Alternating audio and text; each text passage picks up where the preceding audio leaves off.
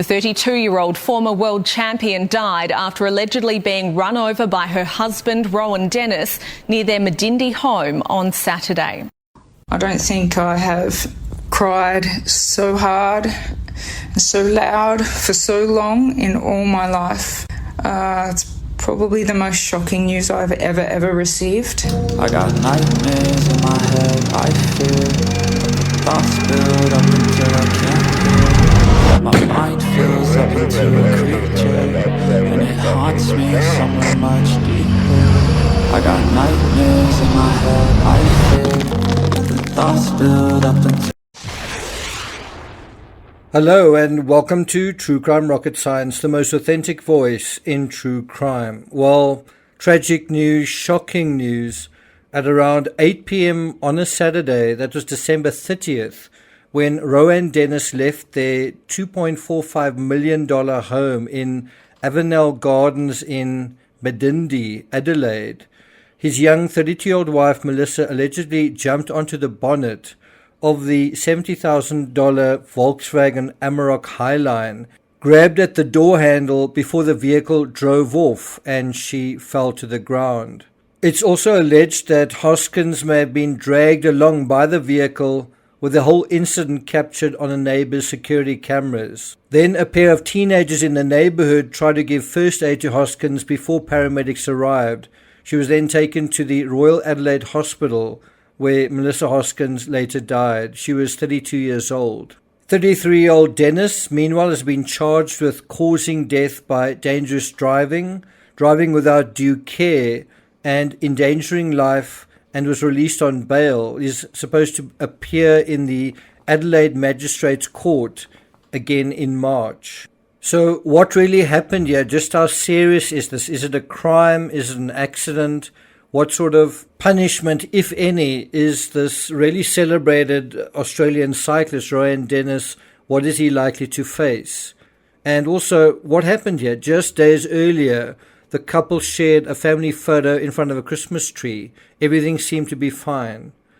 So what was going on? Before we get to that, if you haven't subscribed to the channel, please do. Bear in mind, I've covered the Mo Wilson case, written a couple of books on the Oscar Pistorius case, and certainly this is a very rare example of something going very much awry in the case of professional athletes. What did go awry? If you're finding this analysis worthwhile, please like, share, leave a comment. You can also hit the thanks button, and let's get started. So I think one of the big things that stand out, if you look at the time, when did this happen, and is the when related to the why? If you look at the when, well, it happened on a couple of days after Christmas, one day before the last day of the year. It's a very festive time when people are supposed to be happy, when families come together and enjoy themselves. And sometimes also during that period, people can feel quite unhappy or hurt.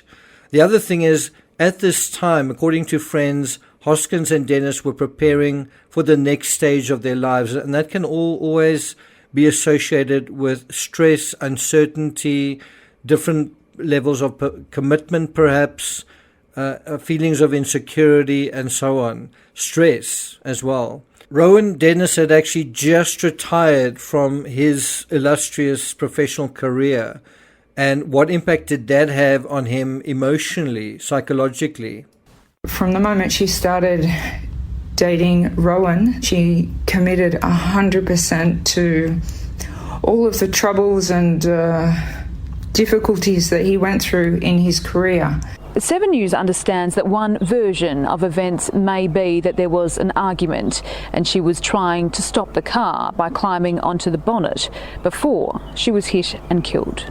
Within that scenario, I suppose you could have a situation where she is 100% committed and perhaps he isn't.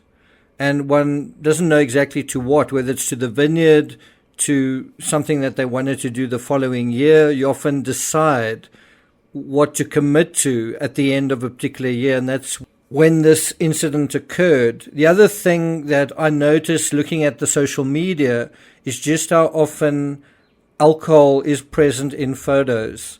Wine bottles, wine glasses, and you might say, that doesn't really mean anything. Well, it typically doesn't mean anything. During the festive season, most people do tend to drink a little bit more than they normally do.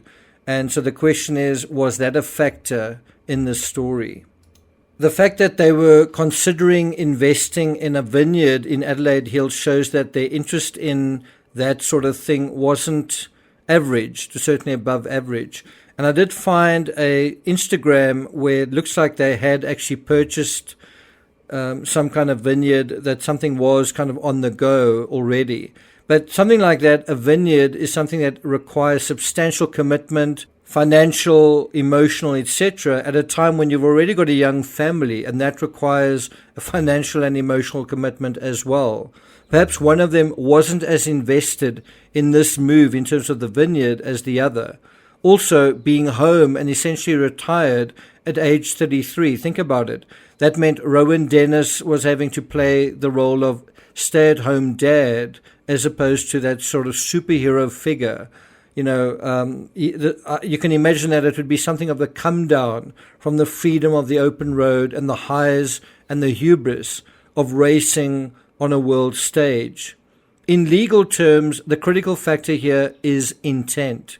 Did Dennis deliberately drive over his wife? The neighbor's security video will be crucial to provide definitive answers to this question. That security video is precisely what was needed in the Karen Reid case. The fact that Dennis continued to drive after striking Hoskins is an aggravating factor, especially since he had to have known that he struck her. I mean, she went over the bonnet. Also, the fact that two strangers essentially tried to perform CPR or try to render some sort of aid, and not Dennis, militates against any possible defense. Is it murder? Well, it depends on a few factors. Was Dennis driving under the influence? Was Hoskins under the influence? Did Hoskins run unexpectedly across the road? What immediately preceded the tragedy? Was there an argument? What was it about, and what was said?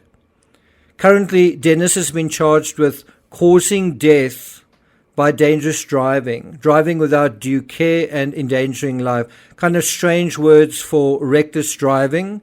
And the words causing death is a kind of a soft way of saying killing someone. And so what are we dealing with here? Well, it translates, as I understand it, to vehicular manslaughter. What does it mean? Well, it is defined as causing the death of a human being due to illegal driving of an automobile. Now, just like murder, you get murder in the first degree and so on, although vehicular manslaughter can sometimes be charged as a misdemeanor with kind of a light punishment, right? You could have something as light as a year in prison or only a fine. Well, in aggravated cases, it may rise to the level of a felony, punishable by a prison term as long as 30 years. We have a vague idea of what preceded the tragedy. What we do know is what followed the tragedy, and certainly at this point, things don't look very good for Dennis. He now has to play the role of single parent to two small children, while a possibly bitter legal battle no doubt lies ahead for him. So much for a happily ever after in the Adelaide Hills. Wow, what a way to start the new year. Thank you for listening, and I'll see you guys next time.